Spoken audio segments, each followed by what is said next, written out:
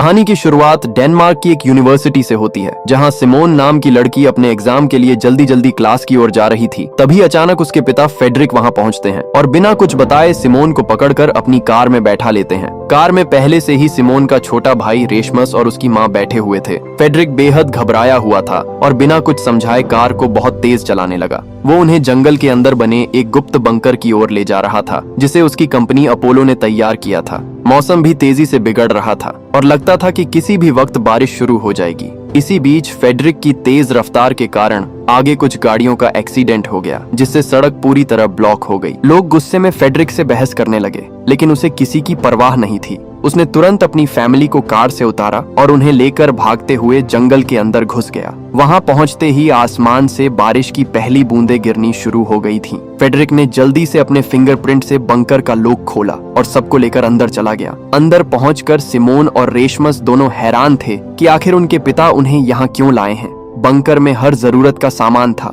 कई सालों तक के लिए खाना पानी और एक खुद का एयर प्रोसेसिंग सिस्टम भी। सिमोन अपने पिता से सवाल करने ही वाली थी कि तभी फेडरिक ने प्रोटेक्टिव सूट पहना और बाहर जाने की तैयारी करने लगा। वो बस इतना कहता है, जब तक मैं वापस न आ जाऊं कोई भी बंकर से बाहर नहीं जाएगा। सिमोन उसे रोकने की कोशिश करती है और सच्चाई जानना चाहती है। तब फेडरिक बताता है कि बाहर हो रही बारिश में एक बहुत खतरनाक वायरस फैल चुका है। जो भी उसके संपर्क में आता है वो कुछ ही सेकंड में दर्द से तड़प कर मर जाता है। फेडरिक ही एकमात्र व्यक्ति था जो उसका इलाज ढूंढ सकता था, इसलिए उसे तुरंत कंपनी के हेडक्वार्टर जाना था। जाते जाते वो सिमोन से कहता है कि रेशमस का खास ध्यान रखना, क्योंकि आने वाले वक्त में वही सब कुछ बदल सकता है। सिमोन को अब भी कुछ समझ नहीं आया था, पर फेडरिक बंकर छोड़कर चला गया। थोड़ी देर बाद सिमोन ने अपने फोन पर इंटरनेट खोला और जैसे ही खबरें देखी उसके होश उड़ गए। हर जगह मौत, तबाही और डर के दृश्य थे। लोग सड़कों पर गिर रहे थे, चिल्ला रहे थे और बारिश में तड़प कर मर रहे थे। सिमोन ने डरते हुए अपने भाई से बातें शुरू की।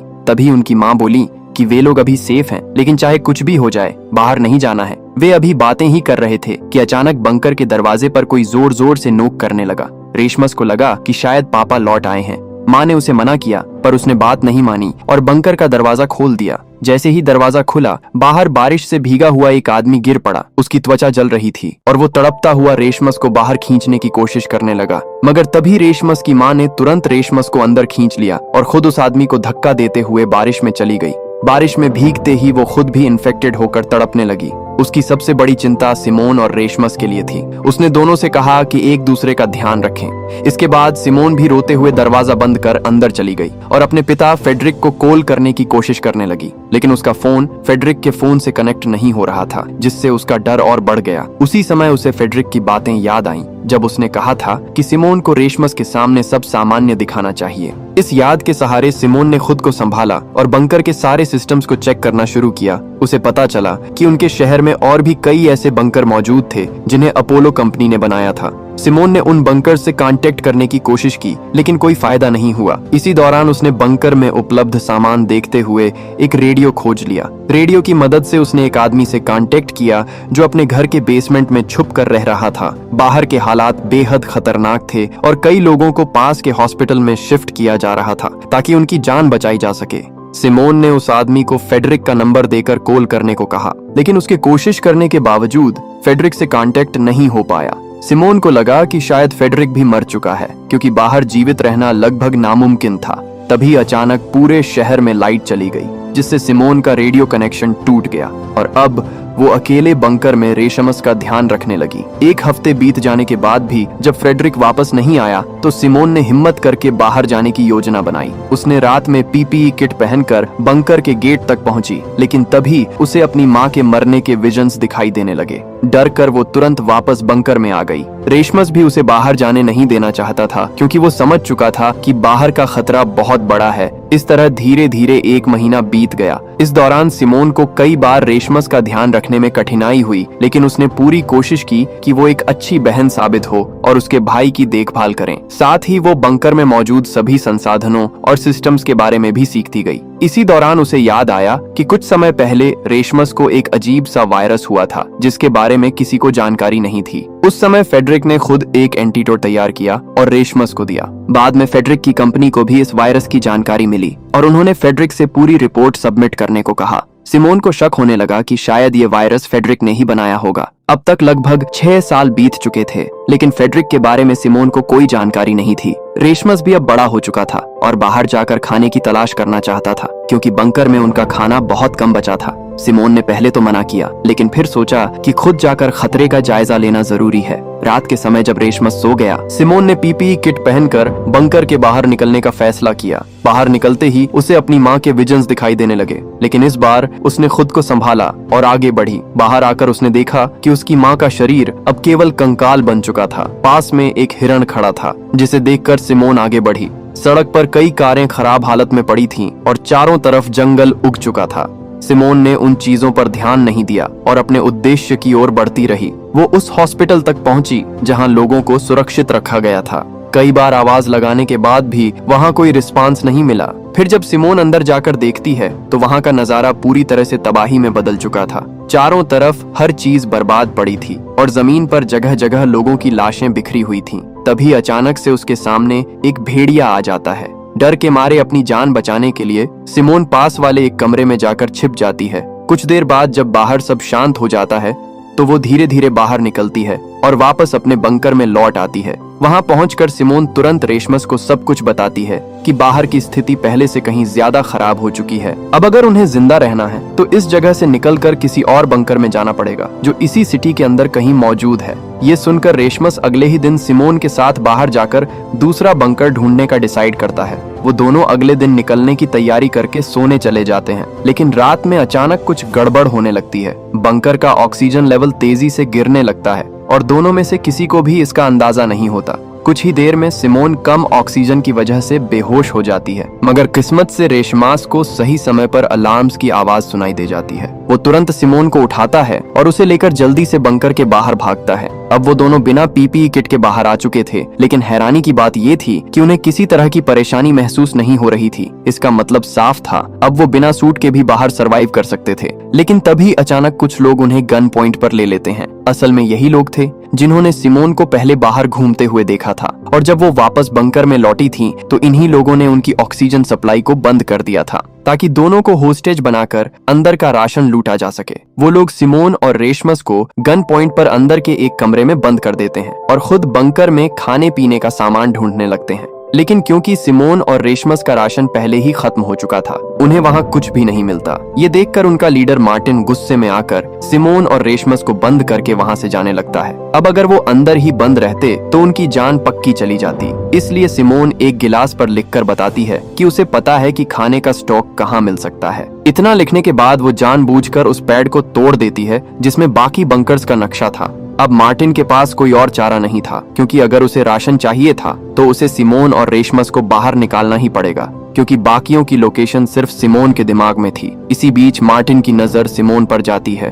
और वो अपने पुराने दिनों को याद करने लगता है। जब वो एक सोल्जर हुआ करता था, उस वक्त उसे आदेश मिला था कि वो एक ब्रिज पर तैनात रहकर उस शहर से किसी को भी बाहर जाने ना दे, ताकि इन्फेक्शन फैल ना सके। अगर आप यहाँ तक पहुँच चुके हैं, इसका मतलब आपको कहानी अच्छी लग रही है, इसलिए एक लाइक और सब्सक्राइब तो बनता है। लेकिन एक दिन ड्यूटी के दौरान मार्टिन को एक औरत दिखती है जो अपने बच्चे को गोद में लेकर ब्रिज के नीचे से दूसरी तरफ जाने की कोशिश कर रही थी। मार्टिन उसे रोकने के लिए हवा में कई शॉट्स फायर करता है, लेकिन वो औरत नहीं रुकती। वो हिम्मत से शहर के बाहर निकल जाती है। उस वक्त मार्टिन ने उस पर दया दिखाई थी, इसलिए उसने उसे गोली नहीं मारी। कुछ देर बाद उसके साथियों ने उसे पास के टेंट में बुलाया जहां सब सोल्जर्स रह रहे थे। वहां जाकर मार्टिन को पता चलता है कि वही औरत जिसे उसने जाने दिया था दरअसल इन्फेक्टेड थी, और उसके जाने के बाद से टेंट में मौजूद कई लोग इन्फेक्शन की वजह से मर चुके थे। ये सुनकर मार्टिन टूट जाता है। उसके आखिरी साथी की मौत के साथ ही उसका सब्र भी खत्म हो जाता है। उसी पल उसने ठान लिया कि अब वो कभी किसी पर भरोसा नहीं करेगा, चाहे वो किसी भी हालात में क्यों ना हो। अब उसके लिए सर्वाइवल ही सबसे बड़ा नियम था। इतनी बातें याद करने के बाद मार्टिन प्रेजेंट टाइम में वापस आता है और सिमोन की डील को एक्सेप्ट करने से साफ इनकार कर देता है। लेकिन उनके पास खाने का कुछ भी नहीं बचा है और बिना फूड के वो ज्यादा दिन तक सर्वाइव नहीं कर पाएंगे। ये सोचकर आखिरकार मार्टिन को सिमोन की बात माननी पड़ती है। वो सिमोन और रेशमस को आजाद करवाकर अपने साथ बाहर ले जाता है। कई सालों बाद जब सिमोन और रेशमस बंकर से बाहर निकलते हैं तो बाहर की हवा और रोशनी देखकर दोनों के चेहरे पर राहत झलक उठती है। इतने लंबे समय बाद बाहर आना उनके लिए किसी चमत्कार से कम नहीं था। थोड़ी देर बाद जब वे मार्टिन और उसकी टीम से बात करते हैं तो उन्हें पता चलता है कि अब दुनिया में फूड और वाटर की इतनी कमी हो गई है कि लोग जिंदा रहने के लिए इंसानों को भी मारकर खा रहे हैं। ये सुनकर सिमोन और रेशमस दोनों के होश उड़ जाते हैं। तभी अचानक कुछ दूर एक और ग्रुप नजर आता है। वो लोग अपने थर्मल सेंसर ड्रोन से इलाके में इंसानों को ढूंढ रहे थे ताकि उन्हें पकड़कर मार सके। ये देखते ही मार्टिन ने झट से सबको एल्यूमिनियम फॉइल से ढक दिया जिससे उनकी बॉडी हीट ड्रोन कैमरा में दिखाई ना दे। लेकिन पास में ही 2 और सर्वाइवर्स मौजूद थे जिनमें से एक लड़की भागते हुए सिमोन और बाकी सबके सामने आ जाती है। सिमोन उस लड़की की मदद करना चाहती है लेकिन मार्टिन साफ मना कर देता है। वो कहता है कि किसी अजनबी की मदद करना उनकी पूरी टीम के लिए रिस्क बन सकता है। पर उसी वक्त उसकी टीम में मौजूद लड़की बीटी सिमोन का साथ देने लगती है। दोनों बिना कुछ सोचे उस औरत की जान बचाने के लिए उसके पीछे भागते हैं। वो औरत भागते भागते एक छोटी सी रिवर के पास फिसल जाती है और नीचे गिर जाती है। वहीं पीछे पीछे आए कुछ लोग उसे जान से मारने ही वाले होते हैं। लेकिन ठीक उसी वक्त मार्टिन वहां पहुंचता है और बिना देरी किए उन दोनों आदमियों को शूट कर देता है, क्योंकि चाहे कुछ भी हो मार्टिन अपनी टीम का साथ कभी नहीं छोड़ता। लेकिन वाटर में गिरने की वजह से वो इन्फेक्टेड हो चुकी है। उसे देखकर मार्टिन को मजबूरन उसे भी शूट करना पड़ता है। सिमोन के लिए ये सब बहुत झटका देने वाला था। तभी उसे समझ आता है कि जमीन पर रहना तो सुरक्षित है लेकिन बारिश या रुके हुए वाटर के संपर्क में आना अब भी बहुत बड़ा खतरा है। यहाँ तक कि जरा सा भी कांटेक्ट उन्हें इन्फेक्ट कर सकता है। इस घटना के बाद सिमोन सबको लेकर एक और बंकर की ओर निकलती है जिसकी लोकेशन उसे याद थी। वहां पहुंचने में उन्हें लगभग 1 दिन का समय लगने वाला था। रात होने से पहले सब एक पास के घर में रुकने का डिसाइड करते हैं। घर के अंदर उन्हें मरे हुए हंटर्स के कुछ हथियार, कपड़े और थोड़ा बहुत सामान मिलता है। इसके अलावा वहां कुछ बोतलें क्लीन वाटर की भी रखी होती हैं। ये देखकर जोन अपनी बीमार साथी लिया को वो पानी पिलाता है। उनकी आपसी केयर देखकर सिमोन के चेहरे पर मुस्कान आ जाती है। पहले तो वो बस उनके सहारे अगले बंकर तक पहुंचना चाहती थी लेकिन अब उसे महसूस होता है कि ये लोग बुरे नहीं हैं। धीरे धीरे सिमोन का मन सच में मार्टिन और उसकी टीम की मदद करने को तैयार होने लगता है। अगली सुबह सब सफर फिर से शुरू करते हैं। रास्ते में अचानक रेशमस का पैर एक पानी से भरे गड्ढे में चला जाता है। ये देखते ही मार्टिन तुरंत अपनी गन निकाल लेता है और उसे शूट करने वाला होता है। लेकिन तभी सिमोन बीच में आकर उसके सामने खड़ी हो जाती है और उसे रोक लेती है। वो तुरंत रेशमस का जूता उतारती है और उसकी सॉक्स चेक करती है। हैरानी की बात ये थी कि वो पूरी तरह सूखी थी। इसका मतलब रेशमस का जूता वाटरप्रूफ था और उसे किसी भी तरह का इन्फेक्शन नहीं हुआ था। ये देखकर मार्टिन चैन की सांस लेता है और अपनी गन नीचे कर देता है। फिर वो सब मिलकर अपनी यात्रा जारी रखते हैं और आखिरकार उस दूसरे बंकर तक पहुंच जाते हैं। वहां सिमोन के फिंगरप्रिंट से दरवाजा खुल जाता है। अंदर का नजारा देखकर सबके चेहरे खिल उठते हैं। वहां खाने पीने का इतना राशन था कि वे लोग सालों तक आराम से जी सकते थे। सब खुशी से झूम उठते हैं और पेट भरकर खाना खाते हैं। लेकिन सिमोन को अंदर कुछ बेचैनी महसूस होती है कि उसे मार्टिन और उसकी टीम पर भरोसा नहीं है। पता नहीं कब वो उसे जान से मार दें। इस बारे में जब वो सीधे मार्टिन से बात करती है तो मार्टिन उसे समझाता है कि सिमोन पिछले 6 इयर्स से बंकर के अंदर थी, इसलिए उसे बाहर की दुनिया और लोगों के हालात के बारे में कुछ नहीं पता। मार्टिन असल में एक अच्छा इंसान था लेकिन प्रेजेंट टाइम ऐसा था कि किसी पर भरोसा करना अब आसान नहीं था। फिर भी सिमोन ने उसकी चेतावनी को नजरअंदाज कर दिया और अंदर बंकर में चली गई। वहां वो देखती है कि एक फोन चार्ज हो रहा है जिस पर उसकी और रेशमस की बचपन की फोटो लगी थी। ये फोन असल में सिमोन के पिता फ्रेडरिक का था जो पुराने बंकर से निकलकर इस नए बंकर में कुछ समय के लिए आए। सिमोन तुरंत ही रेशमस के साथ उस फोन को चेक करती है। वहां उसे फ्रेडरिक की एक वीडियो मिलती है जिसमें वो बताता है कि वो स्वीडन के एक हेडक्वार्टर में इस इन्फेक्शन का एंटीटोड बनाने के लिए जा रहा है। सिमोन के दिमाग में तुरंत विचार आता है कि उसके पिता शायद अब भी जिंदा हैं, इसलिए वो रेशमस के साथ स्वीडन के उस हेडक्वार्टर जाने का फैसला करती है। सिमोन ने ये बात मार्टिन को भी बताई और उम्मीद थी कि मार्टिन उनकी मदद करेगा, लेकिन मार्टिन साफ मना कर देता है। उसका कहना था कि बंकर में उन्हें कोई खतरा नहीं था, जबकि स्वीडन के हेडक्वार्टर तक पहुंचने के लिए उन्हें शहर के बीच से गुजरना पड़ेगा जहां कितने हंटर्स छिपे होंगे। मार्टिन सोचता था कि ये बहुत रिस्की हो सकता है। मार्टिन ये भी सोचता था कि वैसे भी फ्रेडरिक की वीडियो 6 साल पुरानी थी और शायद अब तक उसकी डेथ हो चुकी होगी। अगर वो एंटीटोड बनाने में सफल हो गया होता तो मार्टिन को इसके बारे में जरूर पता चल जाता, लेकिन सिमोन ने उसकी बात को नजरअंदाज कर दिया और कुछ दिन का राशन लेकर रेशमस के साथ बंकर से निकल गई। बीट भी जोन और लिया के साथ उनके पीछे चलने का डिसाइड करती है क्योंकि वो सच में सिमोन का साथ देना चाहती थी। लिया खुद ये समझ चुकी थी कि सिमोन की वजह से ही वो इस बंकर तक आकर सुरक्षित हो पाई थी। वैसे भी पहले मार्टिन और पैट्रिक खुद भी लिया, जोन और बीट को जान से मारने वाले थे। असल में उस वक्त वो तीनों मार्टिन और पैट्रिक को नहीं जानते थे और केवल एक ही ग्रुप में फंसे हुए थे। मार्टिन और पैट्रिक ने उन्हें लूटने के इरादे से पकड़ा था और बीट ने अपनी जान बचाने के लिए उन्हें अपने एक छिपे हुए अड्डे के बारे में बता दिया।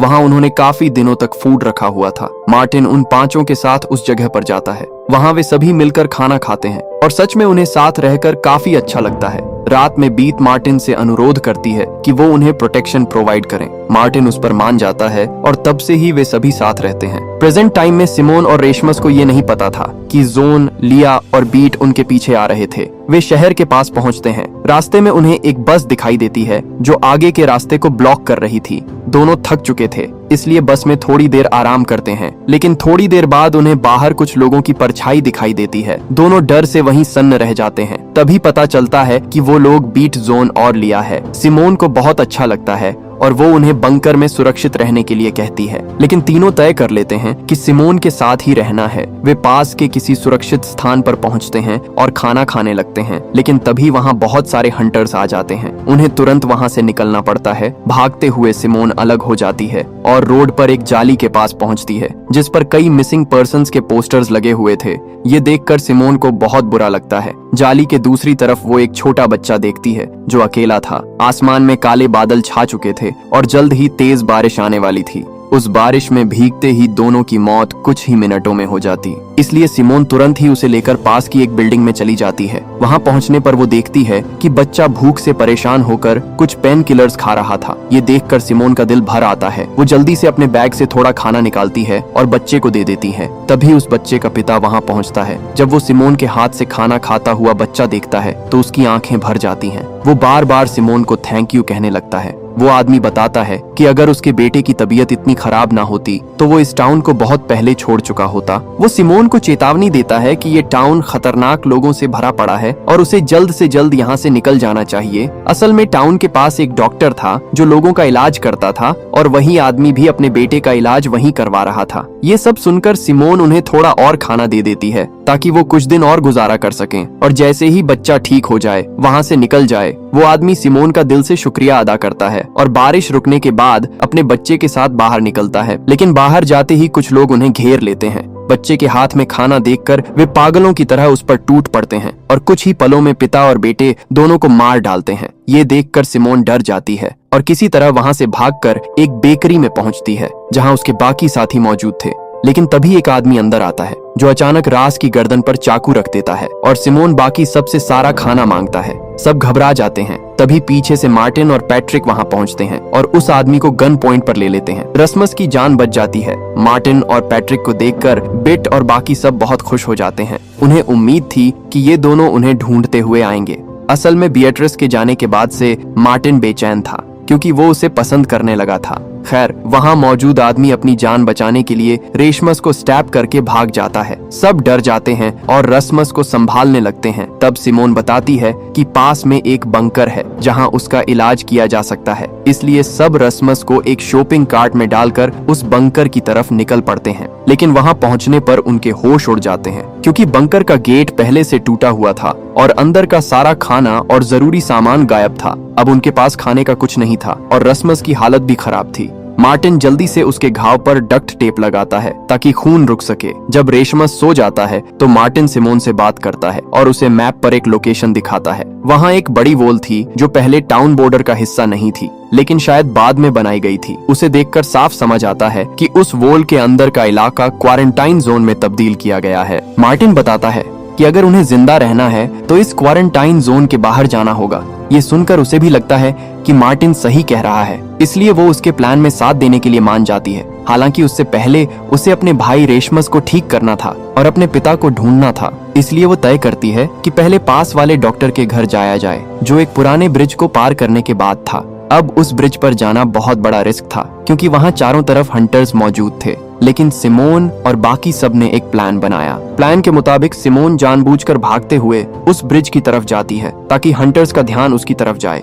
थोड़ी देर में कुछ ड्रोन्स उसकी लोकेशन ट्रैक कर लेते हैं और हंटर्स उसे पकड़ने के लिए पीछे पड़ जाते हैं। सिमोन उन्हें दौड़ते हुए एक पुरानी फैक्ट्री के अंदर ले जाती है जहां पहले से मार्टिन और बाकी सब लोग छिपे हुए थे। जैसे ही हंटर्स फैक्ट्री के अंदर पहुंचते हैं, मार्टिन और उसकी टीम उन्हें गन पॉइंट पर ले लेते हैं। अब मार्टिन उनसे उनके बाकी साथियों और उनके बेस के बारे में पूछता है, लेकिन वे कुछ भी बताने से इनकार कर देते हैं। मार्टिन का गुस्सा बढ़ जाता है और वो उन्हें मारने का फैसला करता है। ये देखकर सिमोन को बिल्कुल अच्छा नहीं लगता, क्योंकि वो चाहती थी कि मार्टिन किसी की जान ना ले, ताकि उनमें और उन खूंखार लोगों में कुछ तो फर्क बना रहे। लेकिन मार्टिन उसकी बात नहीं सुनता। तभी जीन उन हंटर्स में से एक के हाथ पर बना टैटू नोटिस करता है। उस टैटू को देखते ही उसका चेहरा बदल जाता है। वो बिना कुछ बोले मार्टिन से कहता है कि उन लोगों को खत्म कर दो, और खुद वहां से बाहर चला जाता है। बाकी सब लोग समझ ही नहीं पाते कि जीन ने ऐसा क्यों कहा। थोड़ी देर बाद मार्टिन बाकी सबको भी बाहर भेज देता है, लेकिन बाहर निकलते ही 3 गन शूट्स की आवाज गूंजती है। सब समझ जाते हैं कि मार्टिन ने उन हंटर्स को मार दिया है। कुछ देर बाद मार्टिन बाहर आता है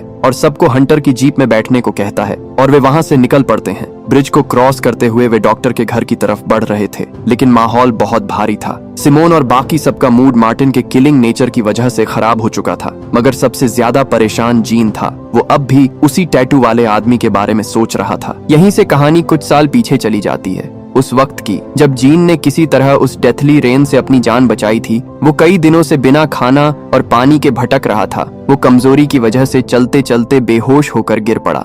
तभी वहां एक लड़की आती है और उसे देख तुरंत अंदर ले जाती है।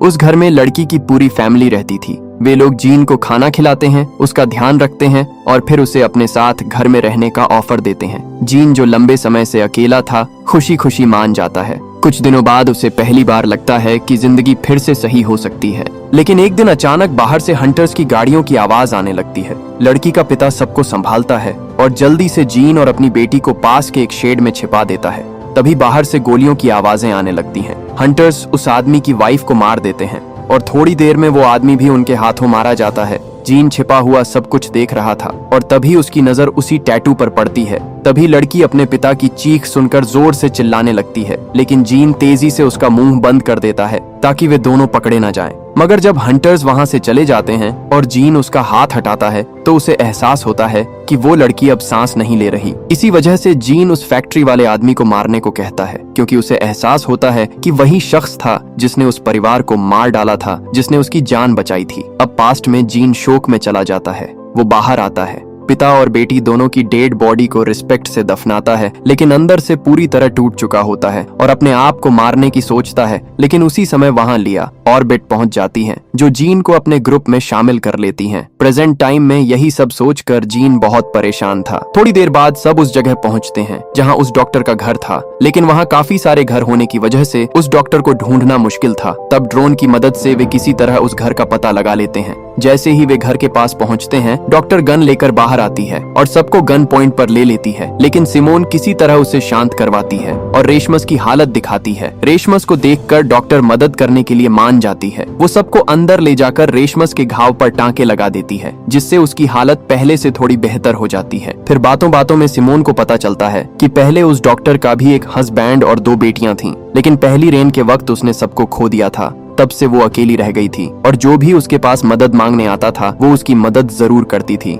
सिमोन भी उसे अपने पिता फ्रेडरिक के बारे में बताती है। ये सुनकर डॉक्टर एक पल के लिए हैरान रह जाती है। इसके बाद वो दोनों को अपने घर के पास एक पुराने बंकर में ले जाती है, जो बिल्कुल वैसा ही था जैसे बंकर में वे पहले रहते थे। यानी ये साफ था कि डॉक्टर भी पहले फ्रेडरिक की कंपनी में काम कर चुकी थी। अंदर जाकर डॉक्टर रेशमस को ठीक करने के लिए एक इंजेक्शन लगाने लगती है। उसी वक्त सिमोन उससे फ्रेडरिक के बारे में पूछती है, लेकिन डॉक्टर कहती है कि उसे ऐसे किसी आदमी के बारे में कुछ नहीं पता। ये सुनकर सिमोन कंफ्यूज हो जाती है, क्योंकि फ्रेडरिक तो कंपनी के सबसे पुराने वैज्ञानिकों में से एक थे। सब लोग उन्हें जानते थे। वो डॉक्टर से सच्चाई जानने की कोशिश करती है, जिस पर डॉक्टर बताती है कि उसे फ्रेडरिक से नफरत है। दरअसल फ्रेडरिक के एक एक्सपेरिमेंट की वजह से ही ये रेन वायरस फैला था, जिसने डॉक्टर की पूरी फैमिली को मार दिया था। और यही वजह थी कि अब वो सिमोन और रेशमस दोनों को इस बंकर में लाकर मारने वाली थी। ये सुनकर सिमोन के तो होश उड़ जाते हैं। वहीं बाहर मार्टिन और बाकी सब बातें कर रहे होते हैं कि तभी उन्हें कुछ गाड़ियों की आवाजें सुनाई देती हैं। वो हंटर्स की गाड़ियां थीं, वही हंटर्स जिन्हें सिमोन ने जिंदा छोड़ने की बात की थी।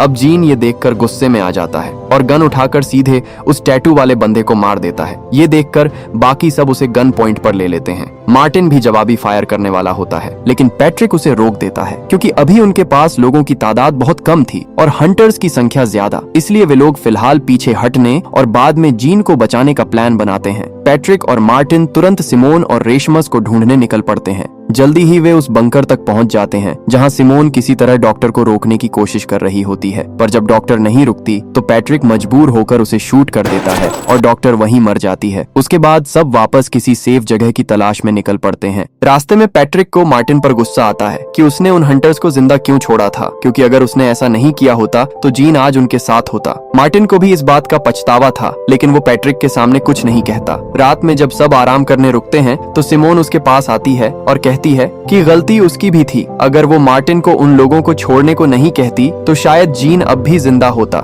मार्टिन उसे माफ कर देता है और दोनों तय करते हैं कि आगे के सफर में अब हर कोई अपने अपने तरीके से जिएगा, क्योंकि इस टूटे हुए संसार में भरोसा और इंसानियत अब लगभग खत्म हो चुकी थी। अब अगली सुबह जब वे लोग जंगल के रास्ते से आगे बढ़ते हुए जीन को ढूंढने की कोशिश कर रहे थे, तभी अचानक आसमान में काले बादल छा जाते हैं। बारिश कभी भी शुरू हो सकती थी, इसलिए सब घबराकर किसी शेल्टर की तलाश करने लगते हैं, लेकिन आसपास कोई भी जगह मौजूद नहीं थी, जिसका मतलब साफ था कि अगर बारिश शुरू हो गई तो शायद अब वे सब जिंदा नहीं बचेंगे। पर मार्टिन किसी तरह एक पुराना मेंशन ढूंढ लेता है जहां जाकर वे लोग बारिश से बच सकते थे। मगर जैसे ही वे वहां पहुंचते हैं, अचानक कुछ अजनबी लोग आकर उन्हें चारों तरफ से घेर लेते हैं। मार्टिन तुरंत अपनी गन निकालकर उन्हें डराने की कोशिश करता है, लेकिन हैरानी की बात ये थी कि वे लोग गन से भी नहीं डरते थे। तभी उनके सामने उनका लीडर एलेक्स आता है और कहता है कि वो लोग किसी को नुकसान पहुंचाने नहीं आए बल्कि मदद करने आए हैं, और कोई रास्ता ना होने की वजह से वो अपनी टीम के साथ एलेक्स के घर के अंदर चला जाता है। अंदर पहुंचकर वे देखते हैं कि वहां एलेक्स जैसे और भी लोग रहते थे जिन्हें ना खाने की कमी थी और ना ही पानी की। एलेक्स उन्हें एक कमरा देता है ताकि वे आराम कर सके। मार्टिन और बाकी सब थोड़ा डरते हुए अंदर जाते हैं और वहीं रात बिताते हैं। अगली सुबह उनके पास एक बूढ़ी औरत कैरन आती है जो वहाँ की बाकी सारी चीजें संभालती थी। वो मुस्कुराते हुए सबको बाथरूम की ओर ले जाती है ताकि वे नहा सकें। रास्ते में सिमोन और पैट्रिक देखते हैं कि कैरन और बाकी लोग अपने बैकयार्ड में ही सब्जियां उगा रहे हैं। कैरन उन्हें एक टोमेटो खाने के लिए देती है, लेकिन सबको डर था कि कहीं उसमें कुछ गड़बड़ ना हो। कैरन खुद वो टोमेटो खाकर दिखाती है और जब उसे कुछ नहीं होता तो बाकी सब भी थोड़ा रिलैक्स हो जाते हैं। फिर वो सबको नहलाने के लिए पानी दिखाती है, लेकिन क्योंकि पानी टॉक्सिक हो सकता था इसलिए कोई भी उसमें उतरने की हिम्मत नहीं करता। कैरन फिर खुद पानी में उतरती है और जब उसे कुछ नहीं होता तो धीरे धीरे बाकी सब भी मजे से नहाने लगते हैं, सिवाय मार्टिन के। मार्टिन को अब भी इन लोगों पर भरोसा नहीं था। उसे ये समझ नहीं आ रहा था कि इतने बुरे समय में इनके पास इतना ताजा खाना, पानी और मांस आखिर आ कहां से रहा था। इसीलिए वह अकेले ही पूरे मेंशन का चक्कर लगाने निकल पड़ता है। काफी देर तक इधर उधर देखने के बाद भी उसे कुछ खास नहीं दिखता। वो वापस घर लौट आता है जहां बिएट्रिस, लिया और पैट्रिक को बाकी सबके साथ डाइनिंग टेबल पर खाना खाते हुए देखता है। ये देखकर उसका शक और बढ़ जाता है। मार्टिन सीधे एलेक्स के पास जाकर पूछता है कि इतने बुरे समय में जब आसपास जानवर भी नहीं बचे तो उनके पास इतना ताजा मीट आखिर आता कहां से। एलेक्स बस मुस्कुराते हुए जवाब देता है कि वो बस उनकी मदद कर रहा है और उन्हें अब उस पर भरोसा करना चाहिए। लेकिन मार्टिन को उसकी बातें बनावटी लगती हैं। वो धीरे धीरे नीचे बेसमेंट की ओर जाने लगता है जहां से उसे मांस काटने की आवाज आ रही थी। वो दरवाजे तक पहुंचता है और वो अंदर जाने ही वाला होता है कि तभी एक वर्कर उसके सामने आ जाता है। मार्टिन जल्दी से बहाना बनाता है कि वो वॉशरूम ढूंढ रहा था और वापस ऊपर चला जाता है। ऊपर जाकर वो तुरंत सिमोन को सब कुछ बता देता है। मार्टिन के हिसाब से ये जगह बिल्कुल भी सेफ नहीं थी और उन्हें जितनी जल्दी हो सके यहाँ से निकल जाना चाहिए। लेकिन सिमोन अभी भी रेसमस को ठीक करवाना चाहती थी क्योंकि उसकी तबीयत फिर से बिगड़ने लगी थी। इसलिए वो मार्टिन से थोड़ी देर रुकने को कहती है और खुद रेशमस को लेकर मेंशन में ही काम करने वाले डॉक्टर हेडी के पास चली जाती है।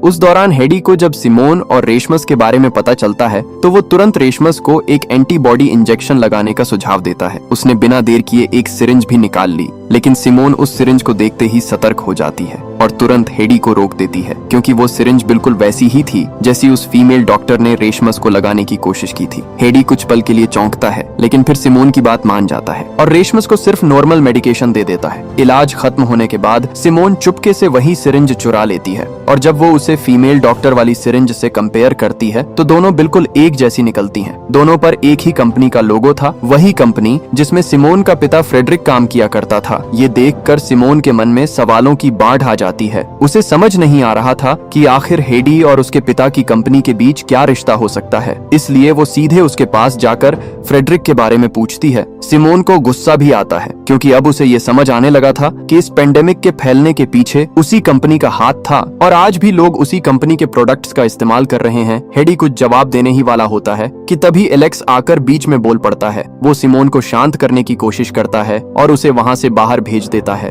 थोड़ी देर बाद जब सिमोन अपने साथियों के पास वापस आती है तो वो सब कुछ मार्टिन को बता देती है। ये सुनकर मार्टिन का शक और गहरा हो जाता है और अब वो वहाँ से जल्द निकलने का प्लान बनाने लगता है। लेकिन सिमोन किसी भी हालत में वहाँ से नहीं जाना चाहती थी। वो ये जानना चाहती थी कि इन लोगों का उसके पिता की कंपनी से आखिर क्या रिश्ता है। सिमोन के इस फैसले से मार्टिन थोड़ा परेशान हो जाता है, लेकिन बाकी सबको तो वहाँ का माहौल काफी अच्छा लग रहा था। लिया तो धीरे धीरे उस जगह के लोगों से घुल मिल भी चुकी थी। उसे कैरन के साथ समय बिताना बहुत अच्छा लगने लगा था क्योंकि कैरन उसे अपनी बेटी की तरह ट्रीट करती थी। कैरन की असली बेटी पहली बारिश के समय मारी गई थी और ये सुनकर लिया का दिल भर आता है। कैरन की बातों से भावुक होकर लिया रोने लगती है और धीरे धीरे वो अपना दर्द उसके साथ बांट देती है। वो बताती है कि फर्स्ट ट्रेन से एक दिन पहले उसने अपनी माँ की मना करने के बावजूद अपने दोस्तों के साथ पार्टी में जाने का फैसला किया था, लेकिन उसी पार्टी में कुछ लोगों ने उसकी ड्रिंक में ड्रग्स मिला दी और फिर उसके साथ गलत हरकत की। इसके बाद उन्होंने उसका वीडियो ऑनलाइन डाल दिया। उसकी माँ ने वो वीडियो देख लिया था। गुस्से और दुख में उसने लिया को फोन करके बहुत कुछ सुनाया।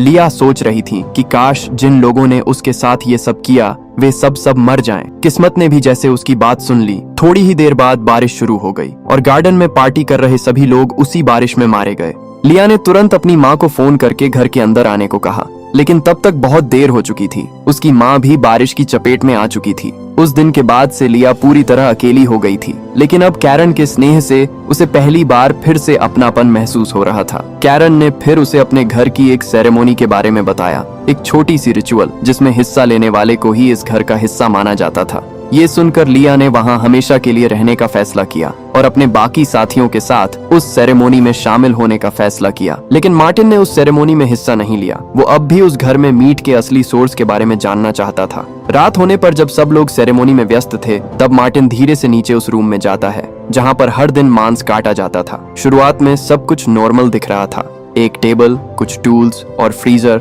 लेकिन जब उसने पास रखे एक बड़े फ्रीजर का दरवाजा खोला तो उसके सामने जो नजारा था उसने उसके रोंगटे खड़े कर दिए। अंदर एक मरे हुए इंसान की डेड बॉडी टंगी हुई थी, जैसे कोई जानवर काटा गया हो। गुस्से और डर के साथ वो ऊपर की ओर जाता है जहाँ सेरेमोनी हो रही थी। और दोस्तों, इसी के साथ इस कहानी के पार्ट 1 की एंडिंग हो जाती है। अगर वीडियो अच्छी लगी हो तो लाइक जरूर करें और आप इसका अगला पार्ट चाहते हैं तो कमेंट में पार्ट 2 लिख दो। साथ ही चैनल को सब्सक्राइब कर लो। मिलते हैं आपसे अगली शानदार वीडियो में।